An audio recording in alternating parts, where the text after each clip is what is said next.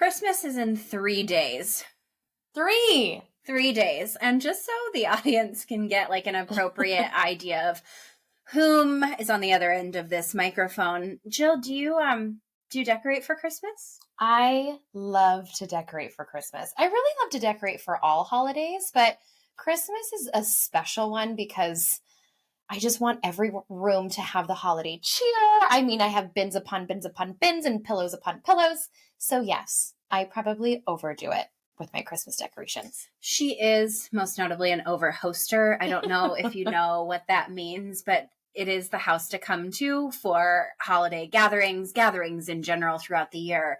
And she is the definition of hostess with the mostest. And when she says she decorates for every holiday, she is not mincing her words. Valentine's Day, St. Patty's, Easter, and she's got little knickknacks for all of it. So Christmas, I love coming here for Christmas because we're going to eat salad out of Santa bowls. I'm going to wash my hands in the bathroom with Christmas soap and dry them on the Christmas towel. Standing next to the shower curtain that says Noel on it. 100%. And for those of you who are smiling and nodding their head because you do that too, thank you. You're my people. Well, and I love Christmas because I've worked in the service industry for a long time prior to making the leap and doing our own business. And there was an air, like a mood in the air. Everyone was nicer. Yeah. Unless you're pushing it, unless you're down to the wire and you're the husband coming in on Christmas Eve and you need the size 4, the size 6 that is sold out literally everywhere and you get a little snarky, but that says less about me than it does the person getting snarky. But 100%. I love the mood around Christmas time. Yeah. However, Christmas can bring up some feelings. Christmas can bring up some big feelings. And we want to talk today about what those big feelings are, because we're guessing that you've probably seen them in your kids. But what we're talking about today also appeals to you. Because by show of hands, I mean, I'm a 35-year-old woman and I see things that make me jealous, that make me want something that someone else has. And it puts me in an overall, I would say, negative mindset. Well, and I also think come after Thanksgiving, it is really the mentality. It's the vibe around Black Friday and Cyber Monday and the deals. And you kind of feel like you're caught in this psychological loop of I need to buy something now. Even if I don't need it, I want it because it's such a good deal. So whether you're buying it for your kiddos or even for yourself, I have to catch myself too of like, do I actually need that right now? Or can I wait and see if I need it in 30 days or whatever that is? Well, and I have a rule of thumb that is wait 24 hours for most purchases, especially big ones. And y'all, I'm not kidding. I have shopping carts that are full of merchandise all over the internet. Toxic trading cards. Fill up those carts and then leave them. Because there is something to that as well. Like putting it in a cart, your mentality. I would venture to say that it's not toxic. I would say it's actually pretty healthy because I'm not actually buying the thing. And it's like a boost of dopamine. It really. And side tangent here. I saw a TikTok the other day of an Amazon driver employee, and he was like, do you really need something every single day, Rebecca? And I'm sure he was saying a name that, just popped into his mind, but he could have been sitting in front of Rebecca's house. He's like, you are making my job harder. Yeah. The fact that you order something every single day and I have to come and deliver it every day is getting a little ludicrous at this point. And he's right. Like what Amazon has done, what Netflix has done, what Jill was just talking about in terms of marketing makes it seem very easy. That one click, it's on its way. But like what happens to making a list and then just getting everything all in one fell swoop? So it's easier on everybody involved. We tend not to think about that because the buying decision is there. But that's a tangent. We could talk about that on another show. What we want to talk about today is what I mentioned in terms of jealousy. Jealousy. It is can be a very ugly trait and one that is detrimental to the way that you live your life. And we want to talk about it now, a couple days before Christmas, because it is likely that your kids will see other kids opening presents and receiving gifts that they might not get, that maybe were on their list and they didn't receive. And in that moment, a lot of family gatherings could probably be ruined and have probably been ruined by jealousy. 100%. Well, and I love that we're going to get into this because with my two kiddos, I often find myself when they are comparing or, telling me that they need the latest, greatest phone. And I'm like, sorry, you're 8 and 10. That's a hard no. My go-to response sometimes is just be grateful for what you have. And not that that's a bad response, because I want them to know that they have everything that they need. They have a roof over their head. They sleep in a warm, comfortable bed. There's food on the table, right? Yes, but I also have to put myself back into their shoes. They are 8 and they're 10. What skills are they lacking that I, as a parent, can see through jealousy to say, you know what? Something's missing here. And I need to help them navigate that, because jealousy then can turn into frustration, can turn into overwhelm, whatever that may be. And me shoving gratitude down their throat isn't always going to be the solve. Thanks for the big cup of gratitude. I feel so much better. It's like telling somebody, what? It's not a big deal. Calm down. Like, right. Oh, thank you so much. Like, I feel so much better now that you said that. Obviously, even at 35, when somebody tells me to be grateful for something, I love feeling grateful. I have a gratitude journal. I write down things that I'm grateful for every day. Sometimes I want to tell somebody to shove gratitude where the sun doesn't shine. So I feel grateful right now. I have a hat that says gratitude on it. And when I wear that hat? Was when you need to practice When I need to practice it, because it's a big fat reminder in big bold letters that everyone that I walk past reads and goes, gratitude, that's wonderful. And I'm just through like my closed clenched jaw. I'm like, I know it is. Thank you. So let's back up to what Jill just said, because there's a lot to unpack there. Yes, in the moment when your kid is throwing a tantrum around what Tommy got versus what they got, you're like, you little shit. Like, I just spent X amount of dollars on you to be not grateful for what you unwrapped. Yeah. Yes, that is a gut reaction. So you could look at their response, their emotional response in that time, and just be totally turned off and pissed off about how they responded. Or you could look at how they responded and say what Jill just said. What is jealousy a sign of in terms of what your kid is lacking? So they are lacking the skills to process jealousy. They're lacking the words to verbalize how they're actually feeling about what just transpired. And they're lacking the know-how on how to handle it without making that scene. Well, and this is such a beautiful time to practice, because jealousy can also look after Christmas like sibling rivalry, or, my boys in particular are always competing against each other, whether it's in how they dress, whether it's in a basketball game, who did a backflip first on the trampoline, you name it. So although this conversation is poignant around presents and this time of year, it really can trickle into everything that your kids do, as well as you too.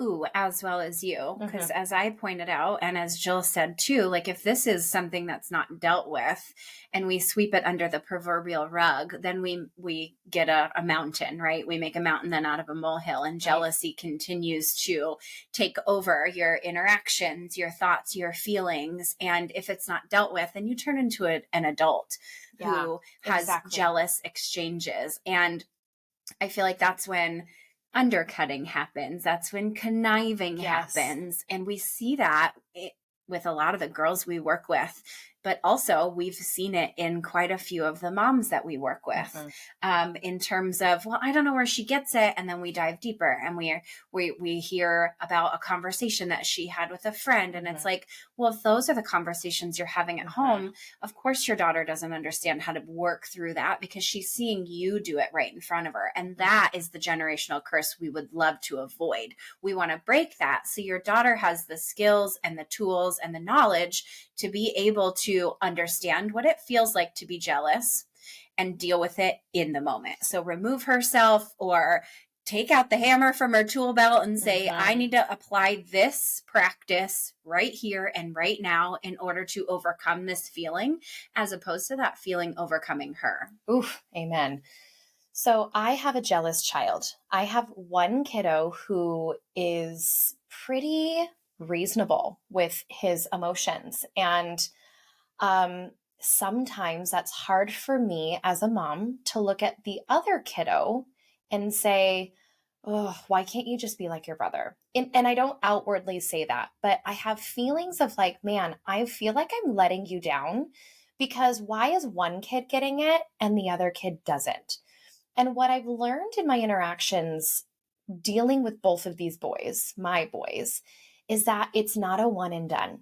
So when I see my younger kiddo jealous of his older brother or jealous of another friend who got the bike for Christmas that he didn't get, or what have you, that is a moment for me to teach him emotional literacy. So, like Mary was saying earlier, we have to give our kiddos the skills, the language, the vocabulary to work through what it is they're feeling and removing your expectations. Because sometimes I have a conversation with my little one and we really talk it through, and he is still mad.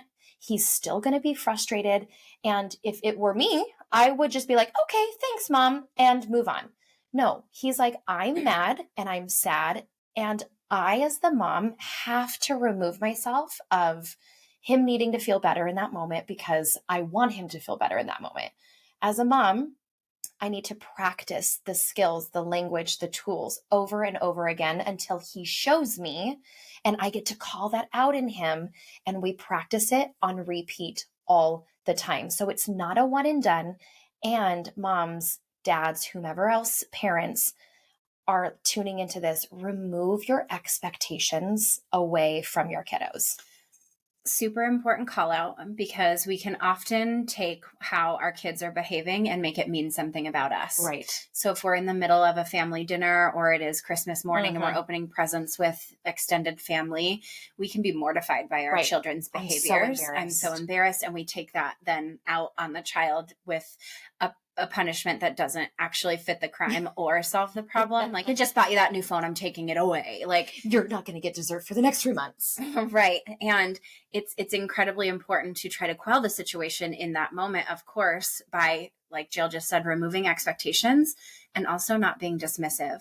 Like, empathize with how your child is feeling in that moment so they don't feel like you are telling them that their emotions are wrong. Subliminally, you're telling them that their emotions are wrong, because once we begin to do that as parents is when your children stop expressing emotions to you or coming to you when they need help.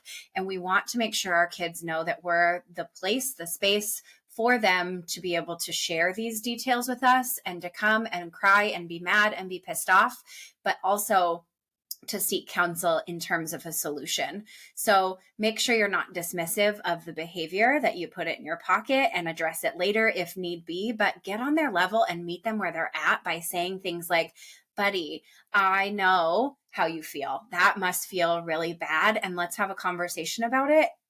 Maybe it's something we could get in terms of presents. Obviously, find yourself in this example.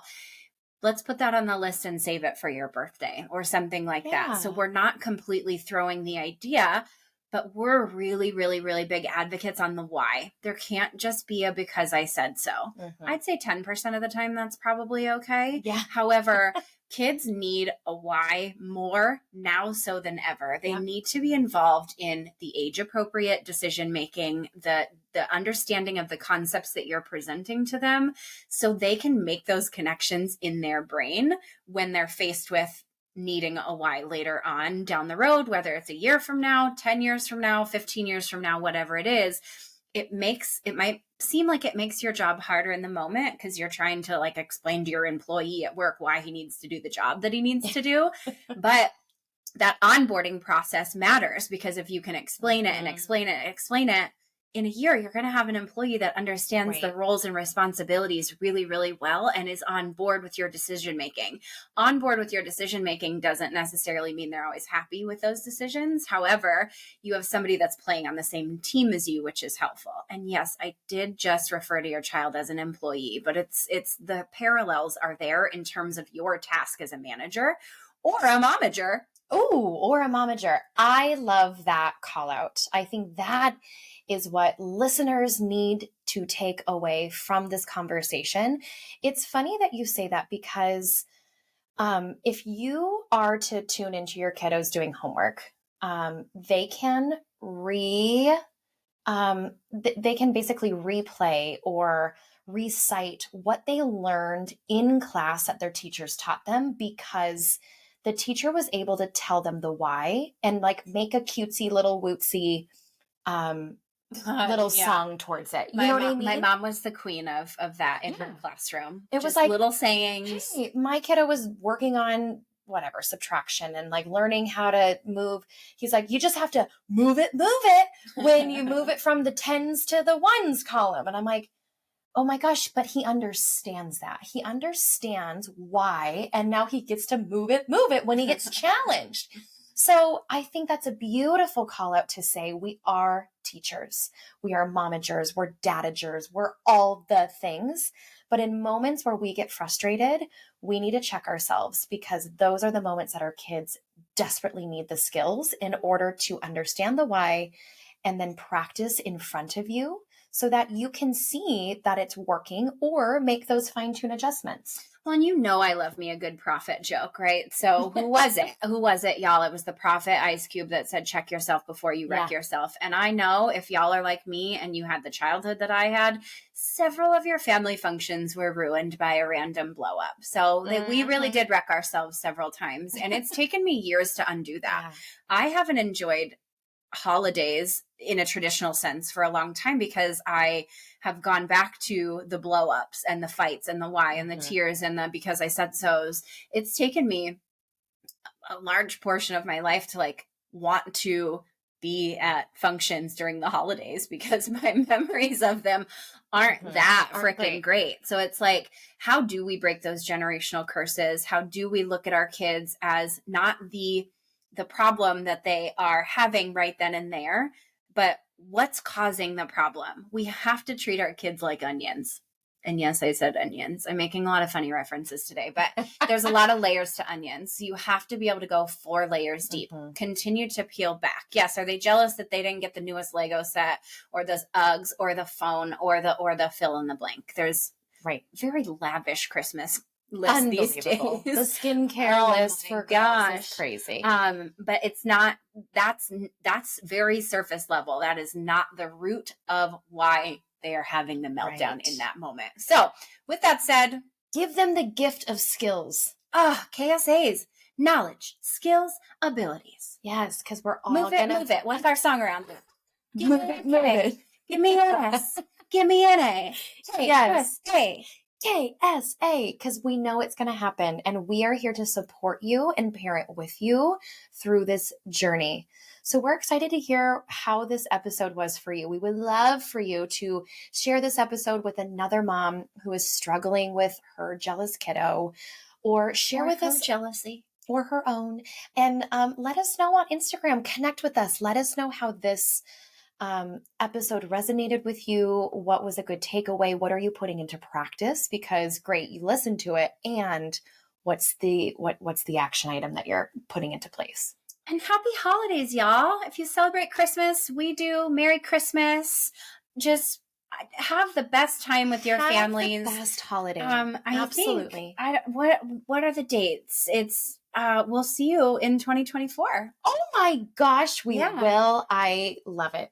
Let's turn the page, y'all. We'll see you next year. What a time. What a time. Bye everyone. Bye.